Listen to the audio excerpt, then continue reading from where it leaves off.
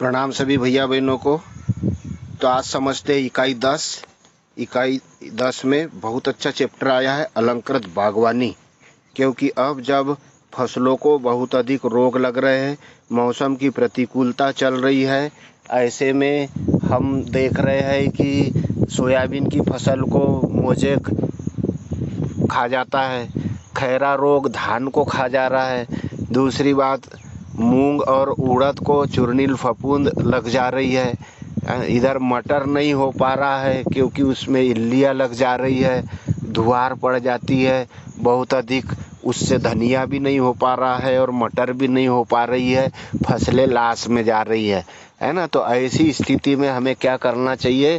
तो ऐसी स्थिति से निकलने के लिए खेतों को फसलों से 2-4 साल के लिए गैप देने के लिए बागवानी खेती करना चाहिए। तो बागवानी खेती करने के लिए हमें फूल वाले पौधे, पत्तियों वाले पौधे, बेला वाले पौधे इस प्रकार से उत्पादित करके मार्केट में उतारना चाहिए। शहरों में हम देख रहे हैं प्रत्येक घरों में जहाँ भी स्पेस थोड़ा भी होता है तो मकान मालिक भी पेड़ पौधे उगाने में रुचि ले रहे हैं। तो महंगे से महंगे पौधे 100 रुपये 150 रुपये पौधा बिकता है। दूसरी बात यह है कि सरकार भी आजकल रोडों के बगल से लगाने के लिए रुचि ले रही है और उन्हें पौधे मिल नहीं पाते हैं। सरकार के पास में उनका जो उत्पादन विभाग है वह इतनी अधिक मात्रा में पौधे उत्पादित करके दे नहीं पाता है। देता भी है तो ऐसे पौधे जो जंगली पौधे हैं, शोभा वाले पौधे नहीं उगा पाता है। तो शोभा वाले पौधे उत्पादन करने के लिए कृषकों को जागरूक होना चाहिए। तो यह पौधे हमें फसलों से ज़्यादा मुनाफा दे सकते हैं। और दूसरी चीज़, हमारा जो व्यापार है वह भी अपने से ज़िले से निकल करके दूसरे ज़िलों तक, प्रदेशों तक, देश के विभिन्न हिस्सों तक जा सकता है। तो चलते हैं अलंकृत बागवानी की ओर। 3 अंक का एक प्रश्न पूछा जाएगा, इसमें महत्वपूर्ण इकाई है। पहला प्रश्न आता है, अलंकृत पौधों का वर्गीकरण कीजिए। तो अलंकृत पौधों का वर्गीकरण अलंकृत उद्यान में, अलंकृत का मतलब क्या होता है? जो शोभा बढ़ाने वाले उद्यान होते हैं। अलंकृत उद्यान में पौधों को अनेक प्रकार से वर्गीकृत किया जाता है, जिसमें से कुछ निम्नलिखित है। वन के आधार पर पौधों को 3 भागों में, एक वर्षीय, द्विवर्षीय तथा बहुवर्षीय।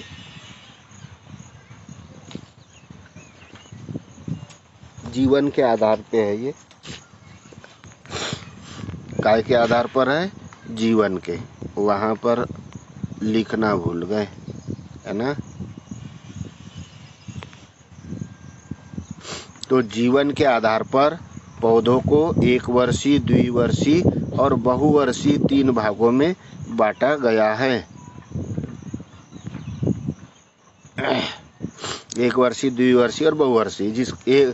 कुछ पौधों का जीवन काल 1 वर्ष का होता है। 1 वर्ष का मतलब एक मौसम का। एक मौसम से अभिप्राय, जैसे खरीफ के मौसम में फूल देने वाले पौधे जो होते हैं वो जुलाई माह में उत्पादित होते हैं और जैसे ही बरसात समाप्त होती है तो पुष्प देना बंद कर देते हैं। इस प्रकार रबी के सीजन में उत्पादित होने वाले जो पौधे होते हैं वो ठंडी ऋतु में अपना जीवन काल करते हैं और ठंडी के बाद में जैसे ही बसंत ऋतु आती है फूल उत्पादित कर देते हैं और अपना जीवन समाप्त कर लेते हैं। तो इस प्रकार गर्मी के मौसम में जो पौधे फूल और पत्तियां देते हैं वो अपना जीवन काल मकर संक्रांति से प्रारंभ करते हैं और अप्रैल मई माह तक अपना जीवन काल करते हैं। वर्षा होने के उपरांत उनका जीवन काल समाप्त हो जाता है। तो इस प्रकार से 1 वर्षीय पौधे, द्विवर्षीय पौधे 1 वर्ष में क्या करते हैं? अपना तना विकसित करते हैं, अपनी जड़ों को, तने को, पौधे को विकसित करते हैं और दूसरे वर्ष वह अपने फूल और पत्तियां प्रदान करते हैं। इस प्रकार बहुवर्षीय जो पौधे होते हैं शोभाकारी, तो वो 4-5 वर्षों में अपना आकार सुनिश्चित करते हैं और उसके बाद में वह अपनी फूल और पत्तियां देते हैं। जैसे देखते हैं हम गुड़हल के पौधे होते हैं, अमलतास के पौधे होते हैं, इस प्रकार से। तो जीवन के आधार पर 3 भागों में बांटा गया है, 1 वर्षीय, द्विवर्षीय और बहुवर्षीय। 1 वर्षीय पौधों को पुनः 3 भागों में बांटते हैं, वर्षा ऋतु में उगने वाले, शीत ऋतु में उगने वाले तथा ग्रीष्म ऋतु में उगने वाले में बांटा गया है। पौधों को उनके उद्देश्यों के आधार पर, अब पौधों को उद्देश्य, किस उद्देश्य के लिए पौधा लगाया जा रहा है, तो ऐसे उनके उद्देश्यों के आधार पर निम्न भागों में बांटा गया है। कैसे? पट्टियाँ क्यारियों को चारों ओर से घेरने वाले, पट्टियाँ या क्यारी। जैसे क्यारी बनाई अपन ने, तो उस क्यारी की मेड़ पर अपन लगा देते हैं, है ना। बीच में पौधा रहेगा कोई बड़ा वाला, जैसे बहुवर्षीय पौधा लगाया अपन ने बीच में सुंदरता बढ़ाने वाला, तो उसकी जो क्यारी रहेगी, उसकी जो किनोर रहेगी, उस किनोर पर हम लगा देंगे।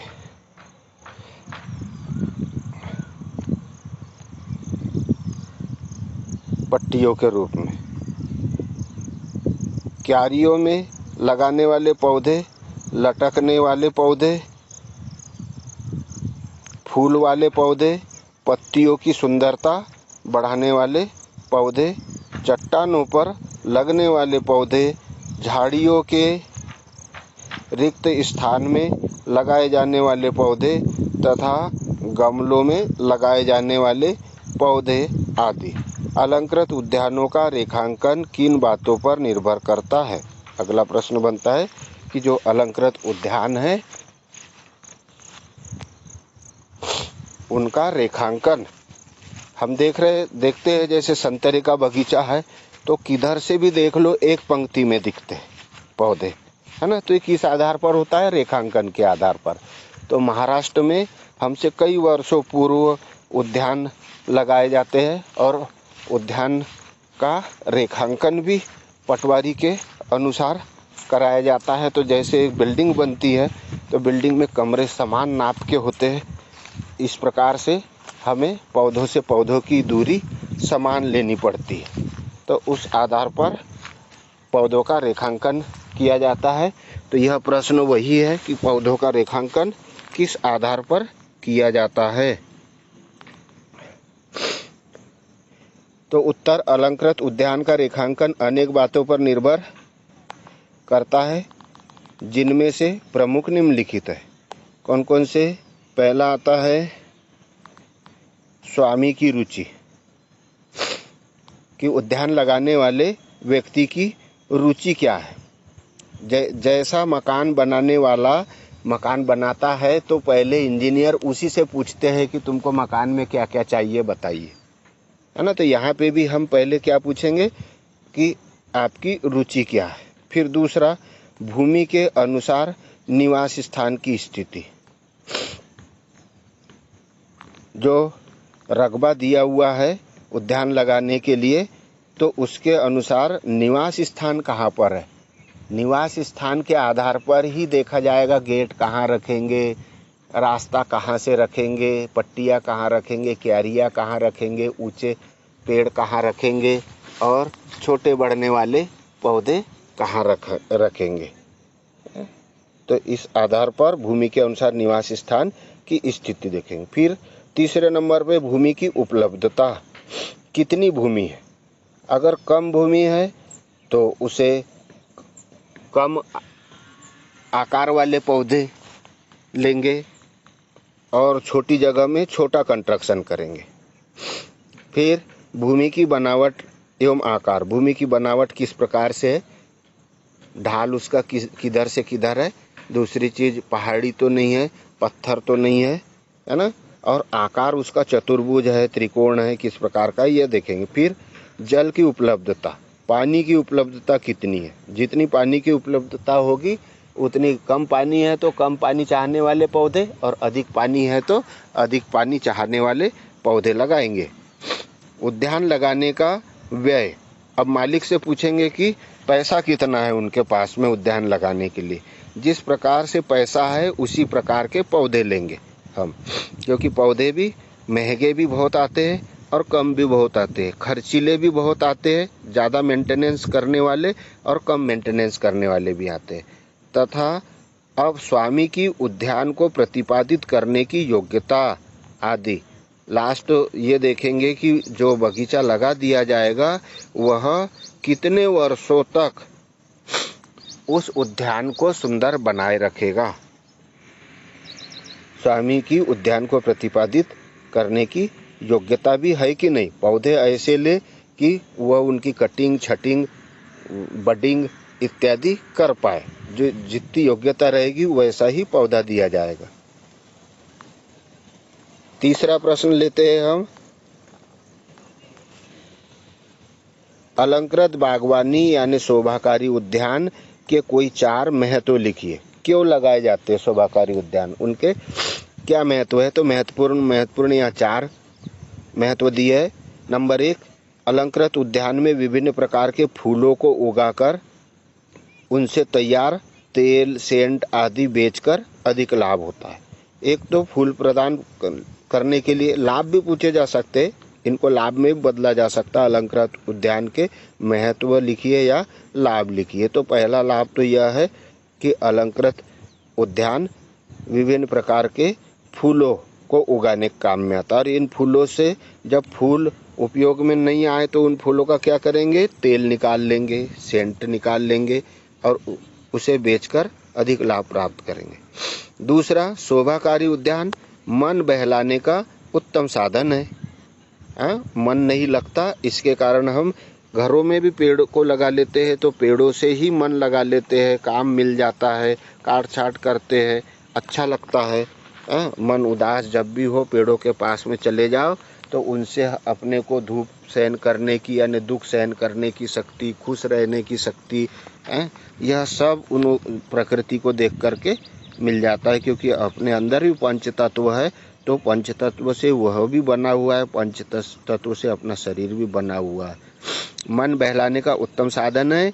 यहाँ कुछ देर बैठने मात्र से ही मानसिक सुकून मिलता है, व्यक्ति की कार्यक्षमता में वृद्धि होती है।